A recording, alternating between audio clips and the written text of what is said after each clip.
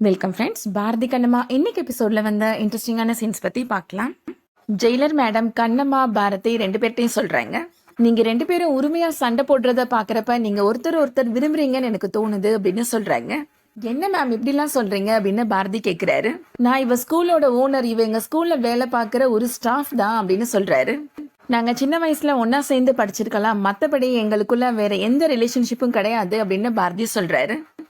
ஆமா மேடம், வேற எதுவும் கிடையாது மேடம் அப்படின்னு கண்ணம்மாவும் சொல்றாங்க.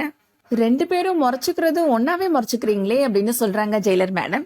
நீங்க ரெண்டு பேரும் கோபப்பட்டாலும் அக்கறை காமிச்சாலும் எல்லாமே இன்சிங்க்ல இருக்குதே அப்படின்னு சொல்றாங்க.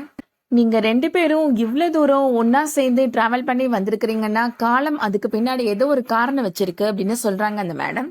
இங்க ரெண்டு பேருக்குள்ள அப்படி எதுவும் இல்ல மேடம் அப்படின்னு பாரதி சொல்றாரு. டினைன் பண்றதுக்கு எதுக்குப்பா இவ்வளவு பதட்டப்படுறீங்க அப்படின்னு அந்த மேடம் சொல்றாங்க. ஊருக்கு கிளம்பணும்ல, போய் பில் பே பண்ணிட்டு வாப்பா அப்படின்னு சொல்றாங்க. பாரதி அங்கிருந்து போனதும் ஜெயிலர் மேடம் கண்ணம்மாட்ட கேக்குறாங்க, உன்னை அடிக்க வந்தது தனத்தோட ஆட்கள் தானே அப்படின்னு கேக்குறாங்க. ஆமா மேடம், அதை நினைச்சாத மேடம் எனக்கு ரொம்ப பயமா இருக்கு, நடந்த விஷயங்களை பத்தி என்னால பாரதி கிட்ட சொல்லக்கூட முடியாது மேடம் அப்படின்னு சொல்றாங்க கண்ணம்மா. ஜெயிலன் மேடம் சொல்றாங்க, இதுல இருந்த முக்கியமான ஆட்கள் எல்லாரையும் நான் அரெஸ்ட் பண்ண சொல்லிட்டேன் அப்படின்னு சொல்றாங்க. அது போக தனத்துக்கு நீ இறந்துட்டேன்னு மட்டும்தான் தெரியும், அதனால இனிமே இவங்களை வச்சு உனக்கு எந்த பிரச்சனையும் வராது அப்படின்னு சொல்றாங்க. உனக்கு ஏதாவது பிரச்சனை இல்ல உனக்கு ஏதாவது உதவி தேவைப்பட்டுச்சுன்னா கண்டிப்பா எனக்கு ஒரு ஃபோன் பண்ணு, ஒரு அம்மாவா நான் உனக்கு அந்த உதவியை பண்ணுவேன் அப்படின்னு சொல்றாங்க. ரொம்ப நன்றி மேடம் அப்படின்னு கண்ணம்மாவுமே கண் கலங்குறாங்க. பாரதி கண்ணம்மா ரெண்டு பேருமே இப்போ ஊருக்கு கிளம்பி போறாங்க. கண்ணம்மா கையில கட்டு போட்டிருக்கிறதுனால அவங்களால கார்ல ஏற முடியல, பாரதி ஹெல்ப் பண்றாரு. அதே மாதிரி சீட் பெல்ட் மாட்டுறதுக்குமே ஹெல்ப் பண்றாரு. பாரதி கண்ணம்மா ரெண்டு பேருமே இப்போ ஊருக்கு வந்துடுறாங்க. அதுக்குள்ளே வீடு வந்துருச்சா, போறப்ப ரொம்ப நேரம் போன மாதிரி இருந்துச்சு, வரப்ப நேரம் போனதே தெரியல அப்படின்னு கண்ணம்மா சொல்றாங்க.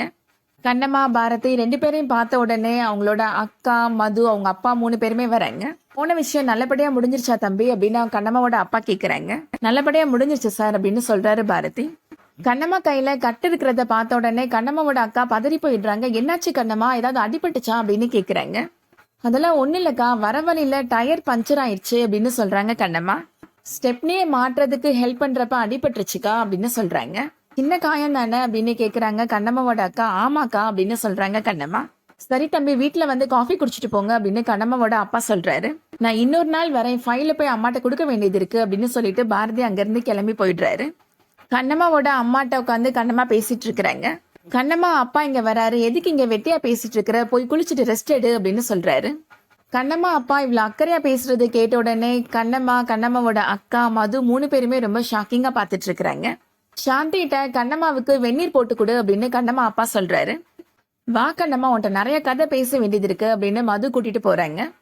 அடுத்ததா இப்போ பாரதி வீட்டுல நடக்கிறத காமிக்கிறாங்க. போன விஷயம் நல்லபடியா முடிஞ்சிருச்சா பாரதி அப்படின்னு சௌந்தர்யா கேக்குறாங்க.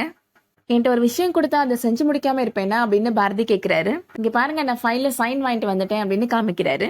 போன இடத்துல எல்லாம் ஓகே தானப்பா, உனக்கு ஏதாவது சிரமம் இருந்துச்சா அப்படின்னு கேட்டுட்டு இருக்கிறாங்க சௌந்தர்யா. பாரதி யோசிச்சுட்டு இருக்கிறாரு. அந்த டைம்ல செல்வம் வேகமா அங்க வராரு. சண்முகம் கால் பண்ணிருந்தாரு. கண்ணம்மா கையில அடிபட்டிருக்குன்னு என்னென்னமோ சொன்னாரு, எனக்கு எதுவுமே புரியல தம்பி அப்படின்னு சொல்றாரு. கண்ணம்மா கையில அடிபட்டிருக்கா, அதுதானே நீ முதல்ல சொல்லிருக்கணும் அப்படின்னு சௌந்தர்யா பாரதிட்ட கேக்குறாங்க. அது ஒண்ணும் இல்லம்மா, வரும்போது டயர் பஞ்சர் ஆயிடுச்சு அப்படின்னு பாரதி சொல்றாரு. டயரை மாத்துறதுக்கு அந்த பொண்ணு ஹெல்ப் பண்ணுனா, அப்ப ஜாக்கி மாற்றப்ப தெரியாம கைய உள்ள விட்டுட்டா அப்படின்னு சொல்றாரு. மத்தபடி வேற எந்த பிரச்சனையும் இல்ல, சின்ன அடி தானே அப்படின்னு சௌந்தர்யா கேக்குறாங்க. அதெல்லாம் ஒண்ணும் இல்லம்மா அப்படின்னு பாரதி சொல்லிடுறாரு. செல்வத்தை சொல்லி கண்ணம்மாவுக்கு கால் பண்ண சொல்றாங்க சௌந்தர்யா. என்ன கண்ணம்மா, இப்ப எப்படி இருக்கிற, கையில அடிபட்டிருக்குன்னு சொன்னாங்க, இப்ப எப்படிமா இருக்கு வழிலாம் அப்படின்னு கேக்குறாங்க. கொஞ்சம் பரவாயில்ல மேடம் அப்படின்னு கண்ணம்மா சொல்றாங்க. நீ 2 நாள் ஸ்கூலுக்கு வர வேணாமா, ரெஸ்ட் எடுத்துட்டு பொறுமையா வாமா அப்படின்னு சொல்றாங்க சௌந்தர்யா. அதெல்லாம் வேணாம் மேடம், நான் ஸ்கூலுக்கு வந்துடுறேன் அப்படின்னு கண்ணம்மா சொல்லிடுறாங்க. இதுக்கிடையில வெண்பா இப்போ அவங்க வராங்க. பாரதியை பார்த்த உடனே ரொம்ப சந்தோஷமா ஹக் பண்ணிக்கிறாங்க. நீ எப்ப வந்த வெண்பா அப்படின்னு பாரதி கேக்குறாரு. நான் நேத்தே வந்துட்டேன் அப்படின்னு சொல்றாங்க வெண்பா. உன் ஸ்டடீஸ்லாம் முடிஞ்சிருச்சா அப்படின்னு பாரதி கேக்குறாரு. எல்லாம் முடிச்சுட்டு தான் வந்திருக்கிறேன் அப்படின்னு சொல்றாங்க வெண்பா. நான் எல்லாருக்கும் ஒரு கிஃப்ட் வாங்கிட்டு வந்தேன், உனக்கு ஒரு கிஃப்ட் வச்சிருக்கிறேன் அப்படின்னு சொல்லிட்டு விஜயை கொண்டு வர சொல்றாங்க. அதை வாங்கி ஓபன் பண்ணி பாக்குறாரு. பாரதி சரக்கு வச்சிருக்கிறாளே அப்படின்னு நினைக்கிறாரு. என்னம்மா இதை போய் வாங்கிட்டு வந்திருக்கிற அப்படின்னு வெண்பாவோட அப்பா கேக்குறாரு. எல்லாருக்கும் என்ன பிடிக்கும்னு யோசிச்சு பார்த்து வாங்கிட்டு வந்தேன், பாரதிக்கு இதுதானே பிடிக்கும், அதனாலதான் வாங்கினேன் அப்படின்னு சொல்றாங்க வெண்பா. இது உனக்கு பிடிச்ச பிராண்டு தானே பாரதி அப்படின்னு கேக்குறாங்க. எனிவே தேங்க்யூ அப்படின்னு பாரதி சொல்றாரு. வெண்பா கொடுத்த கிஃப்டை அங்க இருக்கிற டேபிள்லயே வச்சிடுறாரு. நான் போய் ரெஃப்ரெஷ் ஆயிட்டு வந்துடுறேம்மா அப்படின்னு சௌந்தர்யாட்ட சொல்லிட்டு பாரதி அங்கிருந்து போயிடுறாரு. சௌந்தர்யா அங்கிருந்து கோவமா கிளம்பி போறாங்க. அதோட இன்னைக்கான எபிசோட் முடியுது. இந்த வீடியோ உங்களுக்கு பிடிச்சிருந்துச்சுன்னா லைக் பண்ணிக்கோங்க. ரெகுலர் சீரியல் அப்டேட்ஸ்க்கு நம்ம சேனலை சப்ஸ்கிரைப் பண்ணிக்கோங்க. தேங்க்யூ.